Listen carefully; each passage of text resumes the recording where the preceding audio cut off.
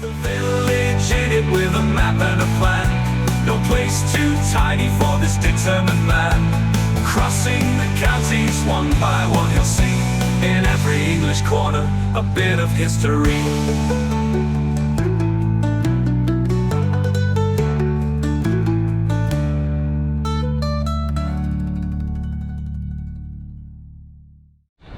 Hello folks, welcome back to Harborough once again. Now we've come just to the south of Coates Batch, where we take on another village that's got an interesting pronunciation.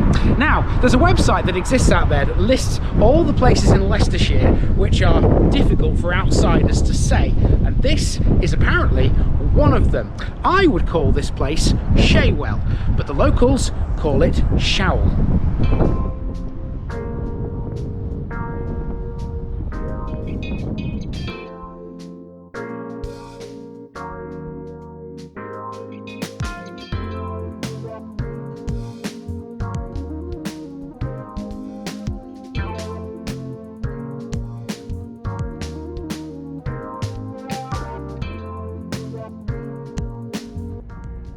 Shawell, Sheath Spring.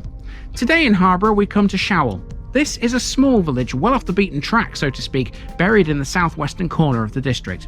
With a population that struggles to get above 200, you'd be forgiven for thinking it's one of those villages that doesn't have a lot. In essence, you'd be right. Other than the site of a former Roman town, Trepontium on the A5 to the west of the village, Shawell has, as far as I can tell anyway, 4 main landmarks. Those are a pub, a village hall, a church, and the remains of a Motte and Bailey castle. However, as we know by now, you can go to practically any village like that around the country and still encounter some really interesting stuff. That's the case with Shawell. Sitting less than a mile from the M1 and M6 motorways, Shawell is one of the lesser known villages in Leicestershire. Access to it is primarily gained by using the A426 from the north or the A5 from the west. Running alongside the village west of the church and the castle is the route of the Great Central Railway Line, the last main line to be built from the north of England to London. It was opened in 1899, and where it passes Shawell, the line's route lies mainly in a deep cutting where an important signal box was once sited. Although there was never a station at Shawell, one was proposed a little way to the southwest, where the line crossed over the A5. It would have been called Watling Street had it have gone ahead, and it would have marked, roughly, the midpoint between Rugby and Lutterworth. Let's talk about that and everything else in Shawell in general. We start with Shawell's Village Hall, located in the northernmost reaches of the settlement on the road to Lutterworth. Although commonly referred as the Village Hall, this should instead be formally titled the Memorial Hall, because it was built after World War I to honour those who fought or died in the war. This isn't the original. The first hall, built directly after the war, had a tin roof. This current single-storey brick building replaced it. The hall is a charitable object that's open to all residents of Shawell for meetings, lectures, classes and other activities, regardless of political, religious or other beliefs. Now, as far as I can gather, the hall doesn't currently have a plaque or any other sort of memorial tablet that lists the names of the men who fell in the war, but as I understand it, Shawell's residents are working on getting one made. There are 3 men whose names would appear on it. Roderick Dexter Sharp is one of them. He was killed in 1916 at the start of the Battle of the Somme. Although he was buried, unfortunately his grave was obliterated during the later stages of the battle, and he is therefore officially recorded as having no known grave. The other 2 men are Archibald Edward Jones and Frederick Gibbons. Jones was killed by shrapnel in 1917 whilst digging a trench behind the lines. He's buried in Boyle's Communal Cemetery Extension in France. As for Gibbons, keep his name in mind because he'll become important later.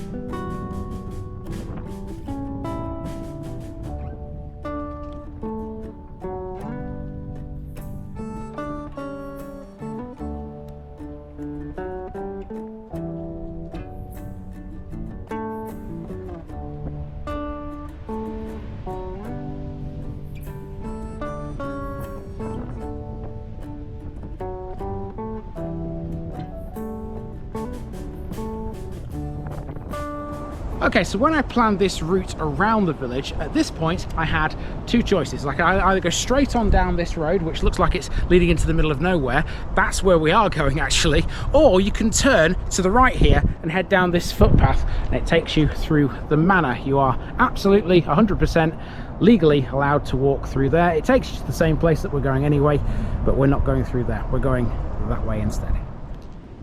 Shawell Manor is a Grade 1 listed country house built in 1706.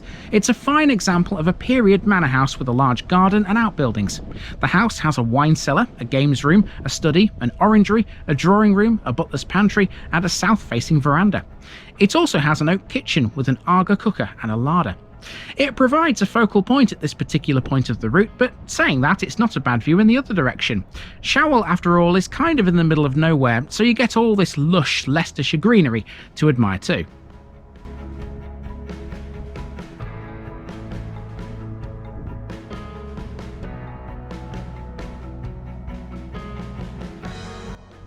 Not to be outdone, Shawell Hall is another big property we can admire, and that's next on our list.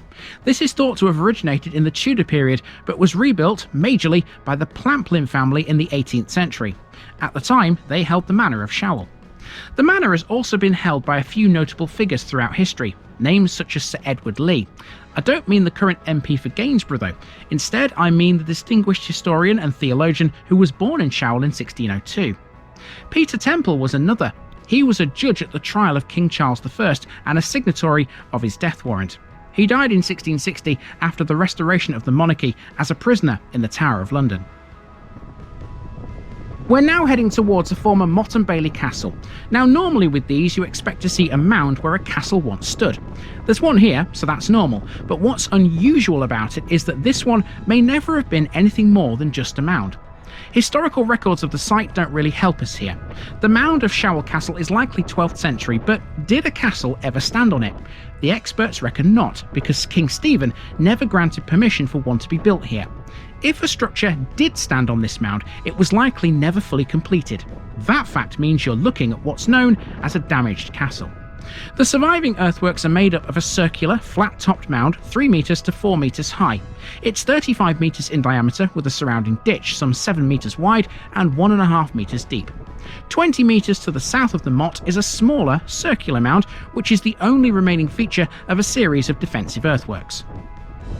Blimey, it's breezy up here, people. Mind you, we are at the sort of highest elevation anywhere in the parish here, so not surprised that the winds are quite high. And something else that you find at the highest elevation usually is the church, and that is right next to the castle mound. It's over there. That is next. In front of the castle mound to the north is the Church of All Saints. This is of medieval origin, but only the 15th century west tower remains. The rest is entirely the result of a Victorian rebuilding. The interior, as a result, isn't too exciting according to some online accounts. It's nearly all Victorian work with a mixture of 19th century stained glass, and the crucifixion in the east window suffers from some badly deteriorated paintwork. The restoration of the church took place between 1865 and 66. To be quite honest, it's the exterior that's of more note here. The church is set back from the road amidst a leafy churchyard, and in here you'll find the grave of Frederick Gibbons. He was the eldest son of Alfred and Annie Gibbons and died on the 30th of May 1919 in Liverpool's Northern Hospital. He may have died of influenza or as a result of wounds, but in any case was regarded as a war casualty. He's the only one of the 3 war heroes to be buried here in Shawell. Again, keeping Frederick Gibbons in mind, let's now talk about the former railway line that runs alongside Shawell to the west. Gibbons' mother worked as a housemaid for Charles Marriott at Coatesbatch, and his father was a plate layer with the Great Central Railway. In 1899, the Great Central Main Line, or GCML, opened, and it ran from London to Sheffield. It was, in all but name, an extension of the Manchester, Sheffield and Lincolnshire Railway, which we've met countless times before. The GCML was the last main-line railway to be built in Britain in Victorian times. It was built by the railway entrepreneur Edward Watkin with the aim to run as a fast trunk route from the north, a bit like what the East Coast Main Line does today. Initially it wasn't a financial success, but it did recover under the leadership of Sam Fay. Although initially planned for long-distance passenger services, in practice the line's most important function became to carry goods traffic, notably coal. In the 1960s, the line was considered by Dr. Beeching as an unnecessary duplication of other lines that served the same places, especially the Midland Main Line and to a lesser extent the West Coast Main Line. Most of the route then was closed between 1966 and 69, and today the part that passes Shawell is partially filled in. For a short stretch of the route though, you can walk on the old railway line. Bits of the line remain elsewhere too. You might remember in the East Leek episode in Rushcliffe, for example, it's used as a heritage railway now.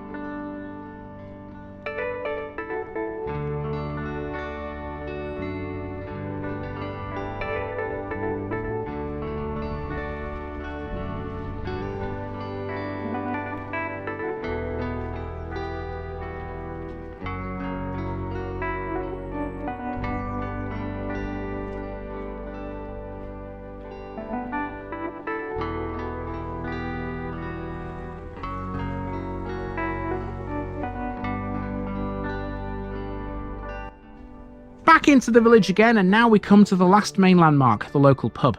Now, even though this is listed as a pub on many a website and shown on maps as one, it's anything but. It's more of a contemporary restaurant and definitely worth going out of your way for.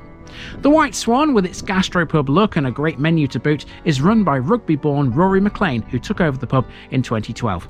He has since given this 17th century building a complete facelift.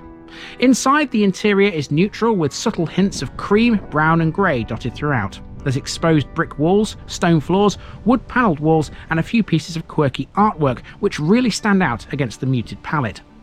The White Swan was included in the Michelin Guide and Michelin Eating Out in Pubs Guide in 2018. It has a private dining area and a terrace that's open in warmer months. Food-wise, it serves seasonal dishes made with local ingredients, and it even has a wine fridge. Top stuff.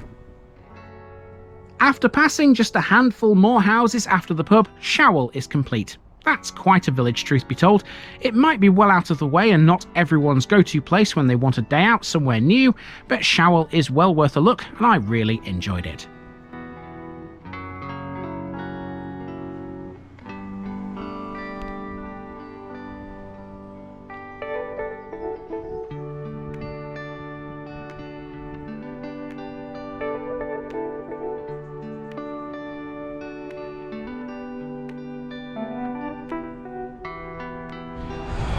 There's clues to names around here, aren't there?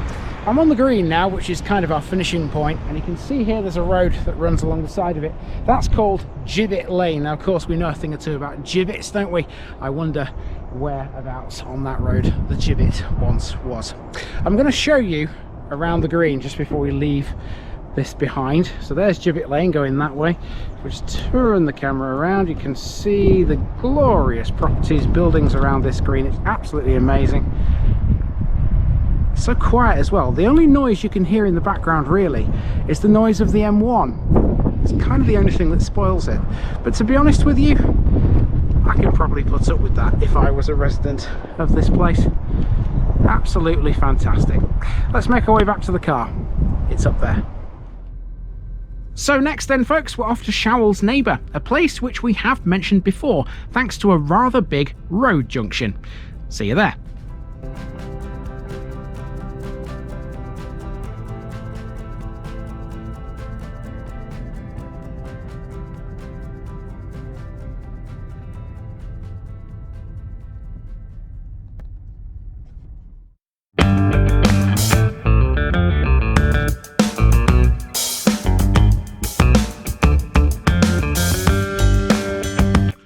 Now, just before I go, remember, this video is part of a huge project to visit every civil parish in England. That's more than 10,000. These routes are pre-planned, and due to time constraints, I can't cover every detail or walk down every street. Please don't complain if this video missed something out. I pronounce names how I choose to. I am very aware that local dialect may vary, and I don't take kindly to criticism about this. You've been warned. It's impossible to know everything too. If this video was terrible, make your own. If you're a regular watcher of The Village Idiot, you're not the only one. If you've got a small business, why not use my videos to advertise it? Leave a comment below if you're interested. And finally, thanks for watching this episode, everybody. Give us a like and a subscribe if you've enjoyed this episode, and share it with your friends and relatives. It all helps to keep this mission going. Until next time, I've been Andy, also known as The Village Idiot, and I'm out.